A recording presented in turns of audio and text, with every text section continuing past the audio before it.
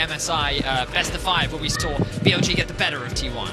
And I want to see what style BLG go for, because this is one of the few teams that still held on to, like, let's have a Fiora top lane for Bin. Go ahead, pick whatever you want. Let's have Shun play Nidalee and Kha'Zix and these assassin don't remind me of that draft, man. I'm just throwing it out there. It is always a possibility with this team. Yeah, you got to set the stage for possibilities at the beginning of a series, right? Anything could possibly happen. So let's see what we got in the bans. It's Maokai, Nico, and Jax banned out by T1. BLG getting rid of Renata, Xayah, and the Rumble. First pick of this one will be Jarvan for Owner.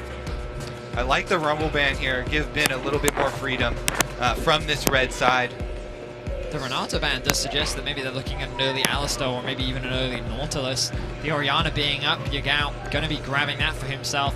Having spoken a little bit more to Hysterics, one of the things I debated with him is BLG have felt a little slower in terms of their early game prowess. Even in their series against LG where they ended up falling short. Game 1 they were very dominant, but as the series went on it felt harder and harder for them to find those early game advantages. And I did wonder, is it because of the shift in the mid lane meta where Yagao doesn't have as many mid laners to be able to unlock and roam around the map, and now that he's being put on the Orianna, I wonder if this favors a T1 where you do get to scale a little bit more and go for those team fights. But then again, BLG is one of the best team fighting teams in the world, so we'll see how T1 fare. They certainly have looked their best when Yagao can just go help Bin and Elk in the side lanes, and Bin and Elk just go sicko mode on the game and duo carry it basically. But we shall see here as the Azir has picked up an answer to the Orianna. Sia Faker also is a Hell of Blades Azir enjoyer. Seems like that has really been taking preference so far. And with Jax banned, guess what? Our triumvirate of the top lane. Ooh, never mind. Zeus, okay, Zeus with some pocket picks of, you know, Kennen, Jace, and Gnar possibilities. I like it into the Renekton because it's more of like, look towards later stages in the game, and T1 going to take a little bit long view. It's also just like, it's such a good Zeus pick. He's such an incredible Gnar player. I also always love it with Jarvan because Cataclysm into Mega Gnars, you get just more area to try and crash people into. Yeah. Well, let's see. How many power picks are on both sides here? Yeah, it's kind of impressive, isn't it? Yeah, Rel, Orianna on the side of BLG, Azir, Jarvan. Obviously, we haven't seen a huge priority of Azir, but the Hail of Blades, Azir is something we saw from Showmaker very early in the tournament against Caps, and it's an ability, it gives you the ability, rather, to get push in that lane, out-trade the Orianna using your long range. So we'll see if Faker goes for that direction. But top side of the map has been a high priority. Of course, this Rel can still be flexed. So now the bot lane will be targeted. And unsurprisingly, BLG are going to start banning things away. The Alistar going to be taken away from Carrier. Don't think we'll see a Bard ban, but you've always got to be prepared for it in case Carrier chooses to bring that one out again. All right, support, focus, man. The Alistar, the Recon, like you're talking about. Are we going to continue with that here in this second part of the second half of the bans? Let's see, taking the time to think about it. No, getting rid of the Caitlyn instead, the long-range marksman power in the lane. Makes a lot of sense. You think about long-range champs that often pair up with Azir, Ezreal and Caitlyn are two very prominent ones. Caitlyn also gives you a very strong side.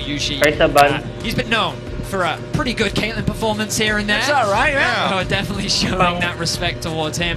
Will T1 ban away further in carries, or will they actually...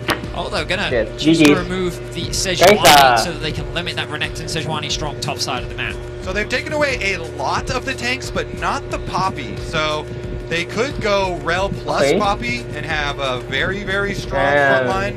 GG, T1, GG. Pretty good W value versus BLG game 1. The T1 champions at the moment. But they want to jump on the Kai'Sa pick first, it looks like. Oh, the Senna hover. T1 inspired by North America, perhaps. Oh, yeah, you have a classic NA inspiring Korea. Yeah. I think the last time that actually happened, and it was T1 picking up 2, was all the way back to 2016 MSI. Afromu, exactly, for CLG. Oh! Hey! Oh, told you! Nidalee. Told you so! He can pull it out whenever he wants, baby! He has the card! Yes. You can pull the Nidalee card whenever you want if you are Shun, and it's with the Renekton, okay? The best combo with the Nidalee. For those that don't know, that don't get to watch the LPL that much, Shun is a very well-known Nidalee player. This is one of his comfort picks, something that even earns respect bans domestically in the LPL. When they used it against LNG, I didn't love it. I wasn't a big fan of it. But let's see how it works out today against T1. I mean, I'm a resident Nidalee hater. I feel like the champion can often run into a lot of difficulties, but the situation where it always works best is with guaranteed CC to set it up for the spears. Oh my God. Exactly. When it has something like Renekton, point and click, you can't really mess those up, and it makes it easy for the team to get in there and get the ball rolling. She needs to stay ahead of the pace of the game. She needs to lead the way in terms of tempo. If she falls behind, she's a really cool ranged minion. Yeah. I mean, really cool though. She's a really difficult champion to play. You kind of want to get off the gate very early, stealing away camps, leveraging her mobility. You could bully a Jarvan. There's very little he can do against the Nidalee, but you need that priority in lanes, and I don't think T1's going to be looking to give it anytime soon. This is why I love this team though. BLG has so much swagger. They're always willing to pay these hard to execute picks. I want to see the early jungle path here, how aggressive he can take, because that top side of the map, that is BLG territory, okay? I mean, Zeus versus Din, a top lane matchup that I think everyone is excited to watch once more. These two players are some of the best in that. And you can hear the support for T1. NA versus EU earlier the crowd was hyped there during the games, but now the home crowd favorites, they're in the house. It's always fun to hear those differences when there's one of the home teams that fans just love in the building. And it's T1, man. Like, the most popular team in the world. Yep, exactly. All right, a reminder, you can log into your Riot account on lolesports.com and watch Worlds live to earn exclusive Worlds emotes and icons. That's right now. It's live. Go do it. lolesports.com. But let's see how this early game is going to play out now, because I'm so interested in this Nidalee pick specifically. How do they enable it? How do they get it going? So the beauty of what we get to see is we actually saw this bot lane matchup earlier in the G2 NRG series, and the range advantage, the highest level, yes, yeah, of course. The range advantage that this center Tahm Kench does give you in the early game is that you can really have a lot of control in the bot side of the map. Interestingly, BLG going for a bit of a delayed invade here. Yeah, Owner could be under pressure, as you can see. They see it marked with the spear. The three-man invade coming out from BLG, crash down. Not going to find anything other than the red buff. Now they're backing away. Red buff still at about 1,000 HP. Owner taking some damage, gets ignited, has to continue falling back. Shun still trying to find a little bit of poke here. They engage. Oh, nicely catching Owner out, but now Shun's going to back away. Owner with a flash out, trying to stay alive, but now Elk is under pressure, down to 100 HP. They're nearly going to kill him. Falling back over to T1.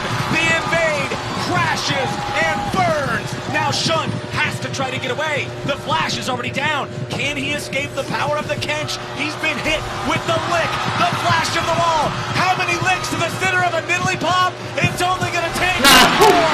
Shun falls. Carrier grabs the second kill of the game for T1. And he ain't done yet. Gumayushi's coming in.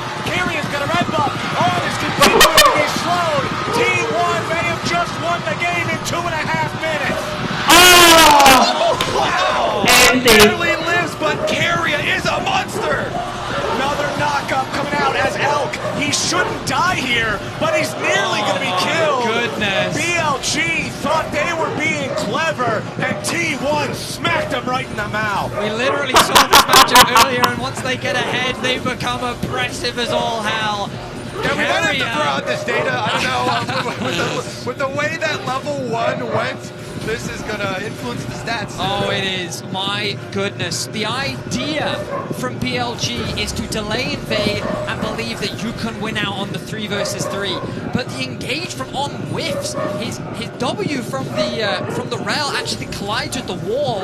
And once they don't have that initial damage, then T1 can just use the range advantage. They also got a bit of sustain coming out from Gumayushi. The Guardian from the Tahm Kench as well. Yeah. But then in the extended fight, T1 came out ahead, and while Owner did lose his red buff, I think you can quite clearly say that this was worth it for T1. Yeah, definitely so. And Baker, I believe he's the one who came first, even with the Conqueror not going with the Hellblades mid-Azir. So definitely all things pointing towards T1 here. Now let's see, as it settles down, as it calms down, you have to keep track of all the summoner spells that were blown in it. If you had a plan previously coming into the game of top lane and looking towards Renekton plays and flash stunning into spear combos, you have to think about bottom lane now with so many people blowing their flashes. Yeah.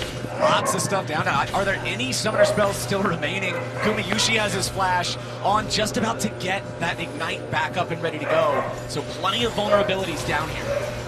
Should able to secure the second crab.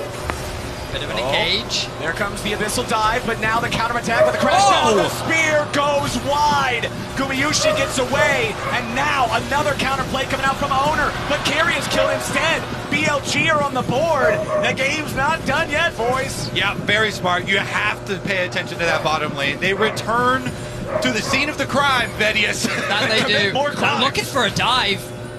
I think that with Owner and Gumayusi's very squishy here. Gumayusi only 350 HP. Shun trying to tag him with the auto attack, slow him down first, but he misses the spear. Gumayusi can escape. Owner's back underneath the tier 1 turret. Remember, everybody's still only level 3, level 4. Owner jumps in, Here doesn't comes hit Faker. the lock-up, but now Faker's ready to clean these guys up. Level 5 is here. There's some damage potential there, but Yagal's coming around behind him. Faker's gonna chase these guys out. They can disengage in time, but now Faker goes in after Yagal. He's got the higher DPS, so he'll try to use those soldiers a little bit. Man, what a crazy early game. Yeah, I mean, some of these spears are reminding me of Kadril's Lee Sin cues, you know, with the direction that they're going I right thought now. Yankos was the meme. Is Oh no, I mean, Yankos has much higher hit accuracy than some of the Kadril cues in his history, but that's fine, that's fine. So we can see this initial play. The Q does go wide from Shun, and it's a good promising engage from Tier 1, but the re-engage from On. The spear goes wide, but it doesn't matter. Gumayusi's forced to flash.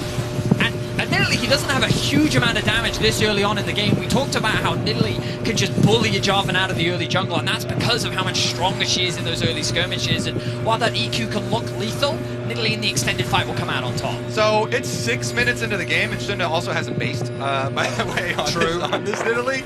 He's going to go for another clear. Raptors possibly into the Krugs as well for a big, big buy. All right, no action again for now. Just a little bit of poking back and forth. This game has led us to believe that anything could happen at any point here in the first 6 minutes. It's so funny every time we get into matchups like this and we're like, the top lane. Zeus versus Bin. Everyone's super amped to watch those two compete, and then we have a look at top lane. Dead even in farm. The lane is neutral. It's the team fights where we'll really see their impact, whereas the bot lane is where the chaos is rampant. Faker once again makes his way out onto the minimap, moving into that fog of war, creating that sense of pressure that Elk and On have to worry about. Jun has finally been able to base, has picked himself up a first key component. Ooh, nice Mega Gnar into the wall there from Zeus. Just trading aggressively with Bin, hops back into him at the crunch.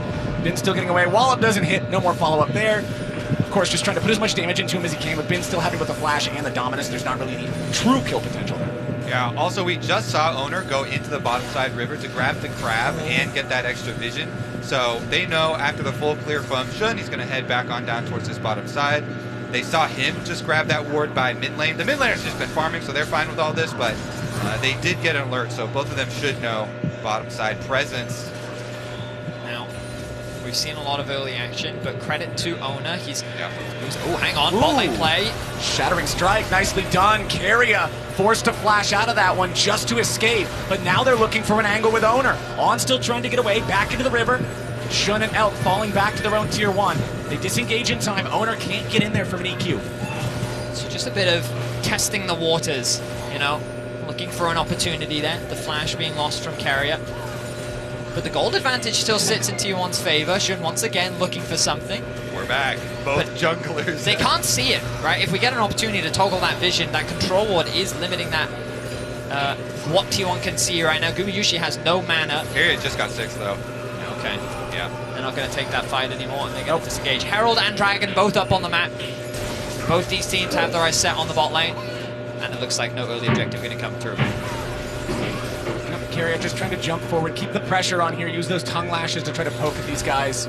We talked back when we saw this matchup the first time in the earlier series today. The sustain from the Senna creates such an obnoxious lane state to have to deal with. It's so easy to just constantly try to take these trades. If you're the Tom Kench, go up, trade Tongue Lash with something else. Eat a Void Seeker for a Tongue Lash. Senna's going to heal it off. Gentlemen, how crazy, you know, you've already had your big upset today, but is it NA that's also innovated the bot lane meta? Have they found the answer to things like Xayah? It might just be the energy special, man. We'll take credit, yeah. It's for sure been getting scrimped by a bunch of teams, but I'm down. I saw NA play it first, Kobe. That's all I'm going to say. I'm feeling in a good mood, so we'll accept all credit here. 4K health, though, on this Herald, and Shun is watching. Yeah, 6 hit by Mom. Everybody's coming. Yeah. Zaya's a little bit further, Kaisa, but It's a party. It's a party up here in the topside river. The Herald not going to be taken down just yet. They're going to smite it away. Owner picks up the eyeball. Everybody came to the party, but now we're all leaving to go do our homework. Carrier finds a tongue lash onto Yagao. No more follow-up here just yet. Nice root coming out from Gumayushi. Wow! There's the wombo combo. T1 ain't going to kill anybody just yet. Yagao barely gets away. Owner's ready to swoop in for the Cataclysm. And on, nice. Turned off. Gumayushi flips the switch. And now Shun massive double kill over the top. Gumayushi is shooting straight. Zena's gonna get some Yeah, base in the Gumayushi. future. I can feel it. That is 3 kills all in the hands of Guma now. And T1, let's see, pushing topside, they're pushing mid as well with Elk. Trying to fish around, there's a ward on him, so he's not gonna be able to interrupt Faker here. Should be able to finish off the cannon and push that one into. That fight looked a little chaotic initially for T1. And you'll see here, once they go into the fight, like, the response from BLG is good. Like, yeah, the shockwave comes through, CCing Faker on with a response as well. Yeah. Owner's not in the fight yet. It's when Owner re-engages that it starts going in their favor. And I was worried for Gumayushi, stuck here on the front lines, but he gets so much health back. And then he's able to disengage, find that site, and the crowd erupts here in Seoul. Yeah, it's kind of funny how Guma ate the tankier member, ate Owner, and Guma's like, all right, fine, I guess I'm flashing out.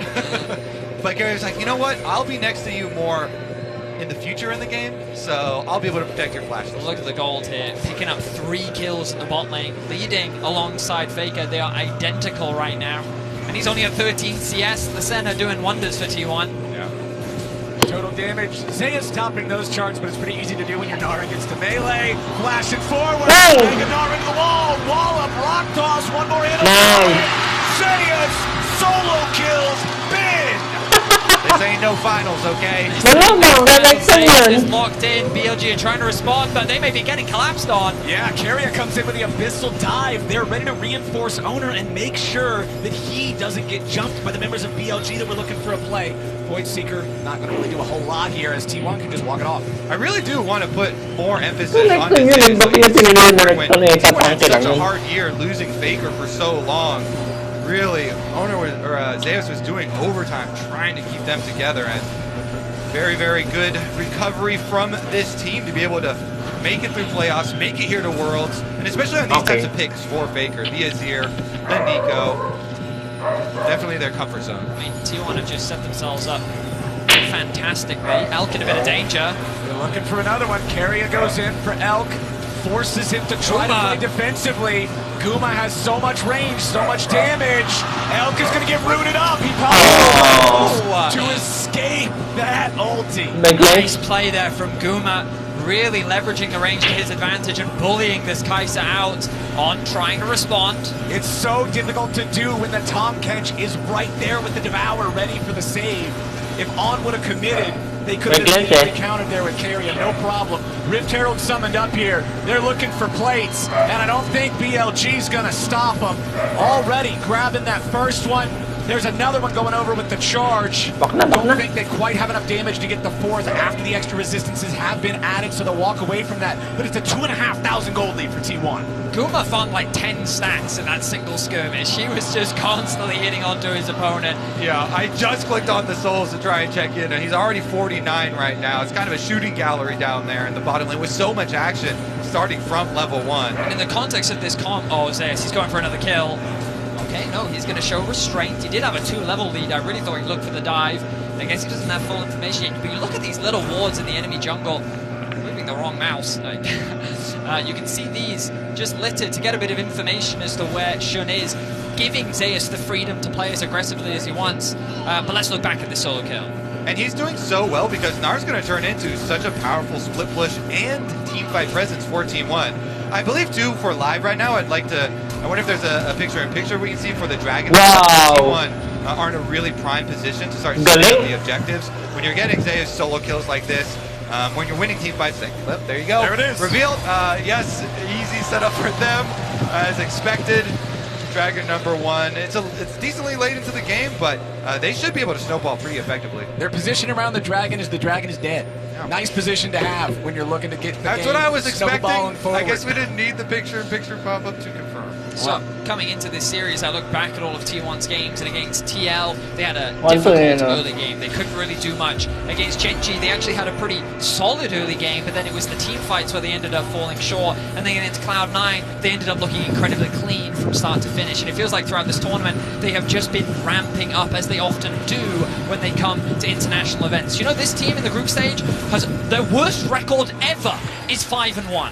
They only lose a game. Wow, that must be so horrible. I was told this is a Swiss stage, not a group stage. My point is, though, that this team has already lost once to Gen G, and they are saying we're not losing anymore. That's the roof. That is the roof. And coming into this series, they are looking strong. Their early game is looking good, but BLG are known for their team fighting, their ability to play the 5v5s, but with the gold advantage continuing to grow, it might not matter, as T1 is in a fantastic position. I mean, T1's still stinging from MSI. They want revenge over BLG for that elimination.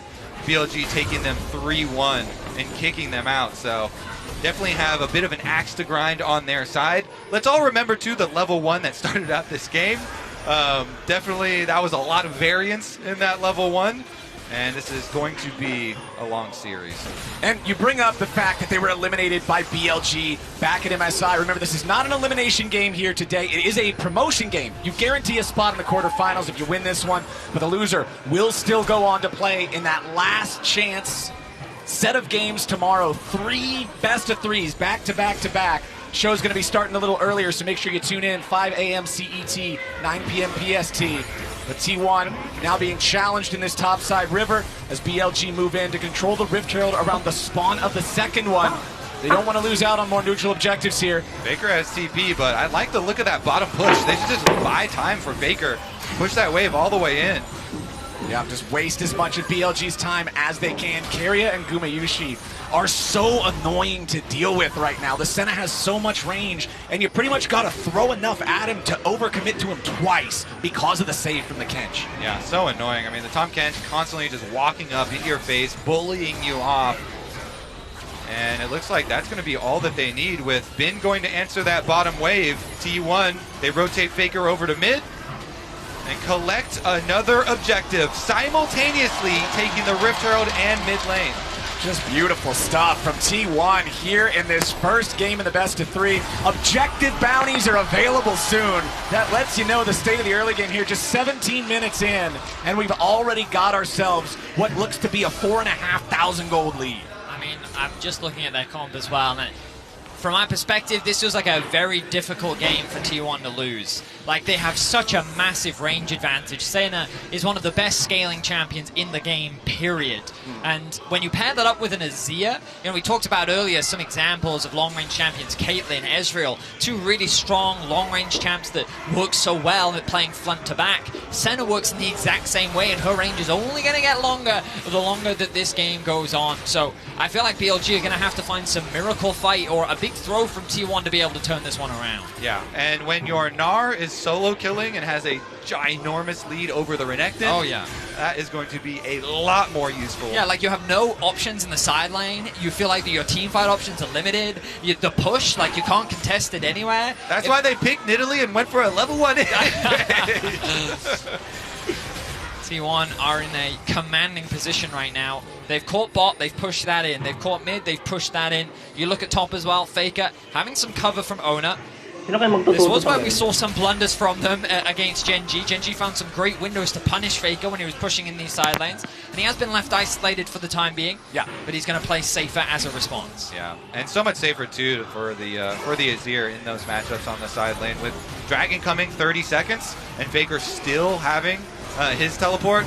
I don't know exactly how many seconds left on Yagao's and how that's going to match up with the Dragon, but it probably should be up by Dragon time or pretty close. 15 seconds until that Drake. It is important to remember what you noted earlier, Kobe. It was a pretty late first one, so it's not going to be a fast soul stack even if they go 4-0. But you know that BLG doesn't want to allow them to just continue taking everything on the map for free. It is still a 5K gold advantage, though. It's so hard to take a fight in open ground, especially when T1 already have priority over this bot lane river real estate. Zeus is in position in the bottom lane. He's pushing up. Faker is back on the other end of the map, pushing up topside, but he's got his TP ready to go to join. Oh, he's joining. Yeah, he's ready. Here comes the fight. BLG feel like they need this. All right, keep your eyes on. That rel engage would need to be absolutely nasty to win a 5K deficit team fight.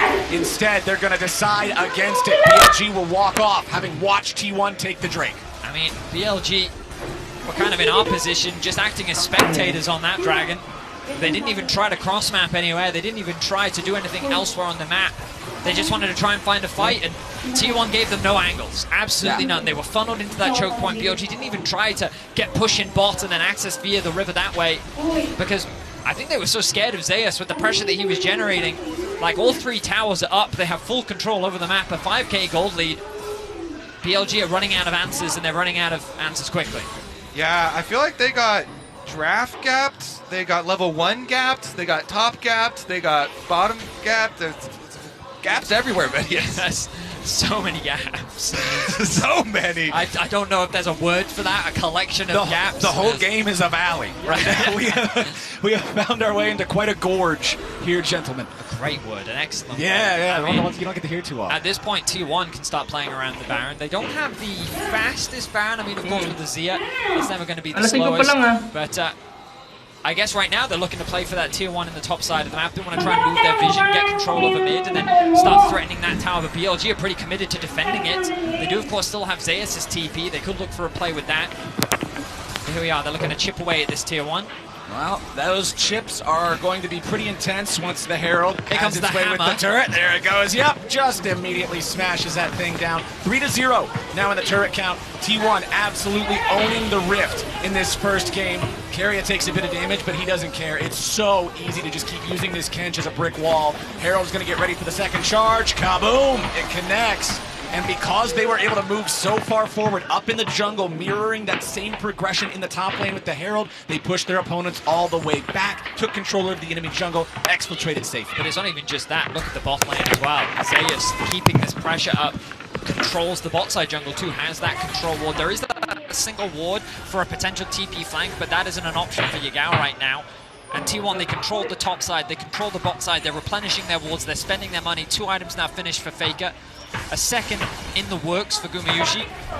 And everything looking up for T1 here in the game 1 of this series. It's just so incredibly hard for BLG to find a time to fight because you're down on these item power spikes, but also it doesn't get better for you if you wait. But there's a pick! Zeus getting jumped on. They're throwing the kitchen sink at him. Beautiful shutdown from BLG. That's the wrong side of Summoner's Rift, buddy. Little Mininar wandering into the dark forest here.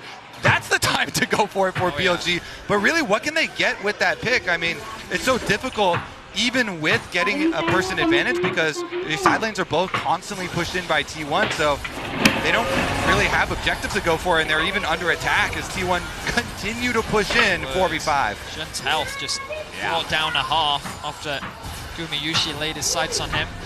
4 members actually putting pressure on the BLG. Faker with the damage. Yep, Faker now disengaging alongside Owner. They don't want to end up getting caught in too lopsided of a fight before their allies can move over and reach them. They do crash the wave into the mid lane tier 2.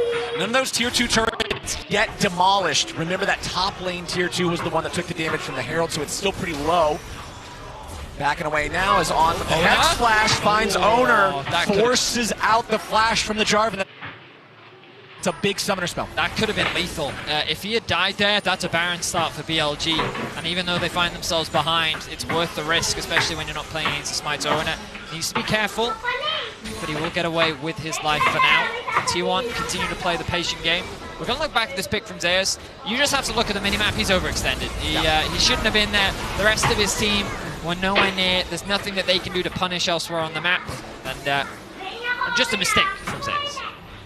Even the best.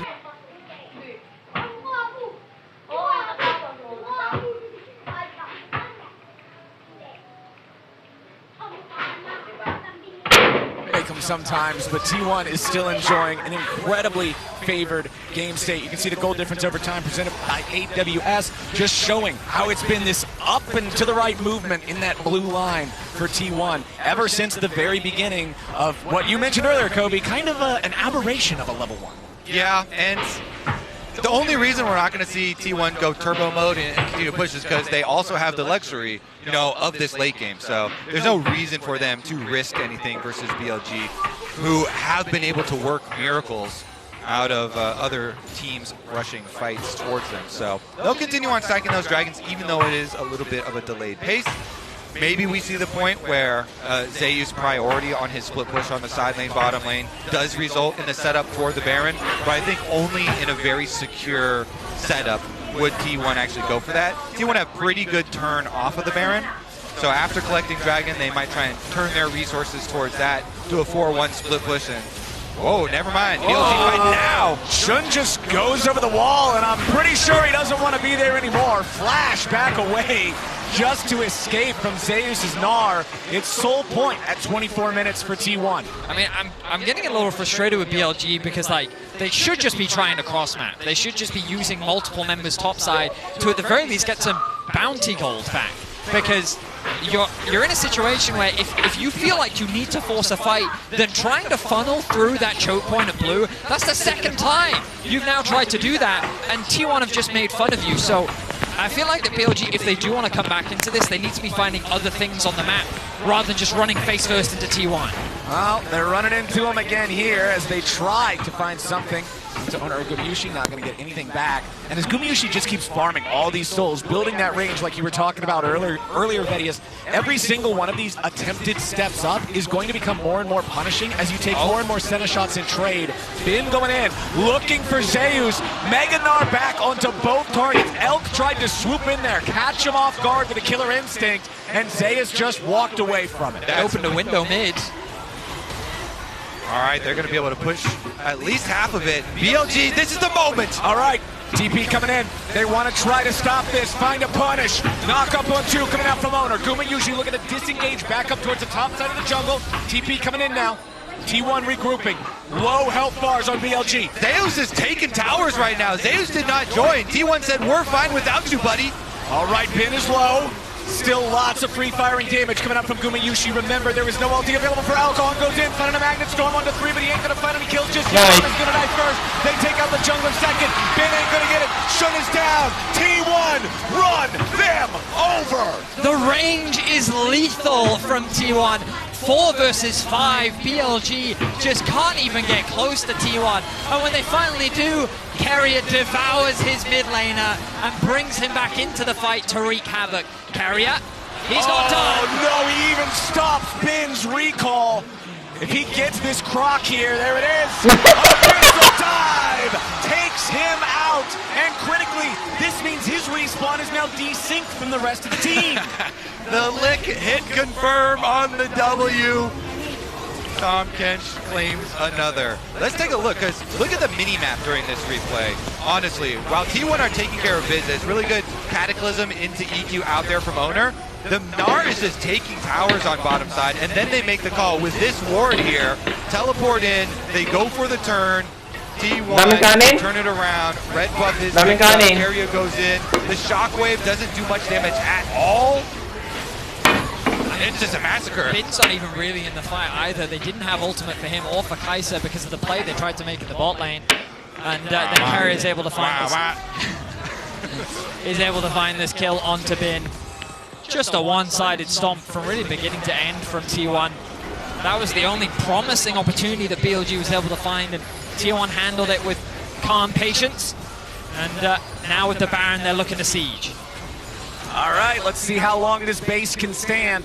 Top lane tier 3 turret is already down, so there's an open inhib available if T1 just want to rush it. They still got this power play for Baron from another minute and 40 seconds. The minions will do enough work under the inhibitor here on the top side themselves. Zaya is about ready to transform. Magnet Storm was used for a whole lot of nothing. Owner's got Yagao locked down. Owner's going to drop instead. They'll trade him back for the mid laner, and Shun falls too. Now it's 2 inhibitors down and a 4v3 for T1. The souls are all over the place, but they're the souls of BLG players, as T1 is not stopping here. Elk may have been the one to take out Owner, but now the push just keeps going. Zayas will grab another on Bin as Elk has the killer instinct right back into his own fountain. He flashes away just to live. T1 just stomped BLG in game 1. Gary is having fun too. Oh, he is. I mean, from start to finish, what a great performance from T1.